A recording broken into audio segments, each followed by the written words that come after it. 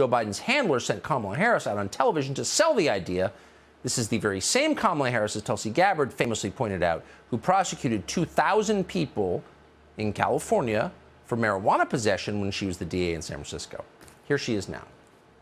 I strongly believe and the majority of Americans agree.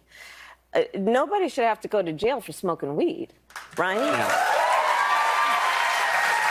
Right? And so we start with that, and then we are, to your point, urging, and the president has been very clear, we're urging governors and states to take our lead and to pardon people who have been criminalized for possession of marijuana. But Congress needs to act. We're 29 days away from the midterms. Ask who you're voting for, where they stand on this, and I encourage you to vote accordingly. So obviously Kamala Harris doesn't care. None of these people care about the ramifications of anything they do. They can't see beyond the next election. But Heather Mac Donald's thought a lot about this. What are the ramifications? She's written about crime for many years with a great honesty and clarity. She's with the Manhattan Institute. She joins us tonight. Heather Mac Donald, thanks so much for coming on. So for people who are saying, well, no, you shouldn't send people to jail for possessing marijuana, what's your retort? Why do you think this sets a bad precedent? Well, they're not being sent to jail for using marijuana. This is a complete lie. You know, this was an incredibly telling moment about the Democratic worldview, Tucker.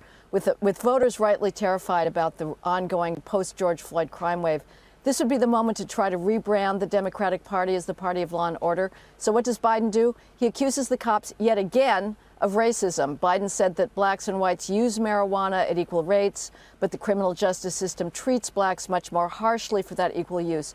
That claim is both false and irrelevant.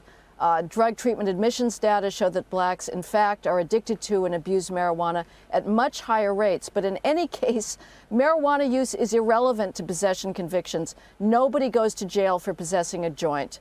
The average weight possessed by federal convicts, possession convicts in 2013 was 48 pounds. That's one very big blunt.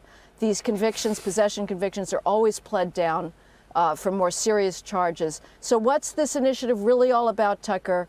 Simply bashing America yet again for endemic racism. That's the fundamental Democratic worldview, and it's why America's cities continue to descend into anarchy. Boy, and they certainly have. So these are drug trafficking charges that have been pled down to possession. That's what you're saying.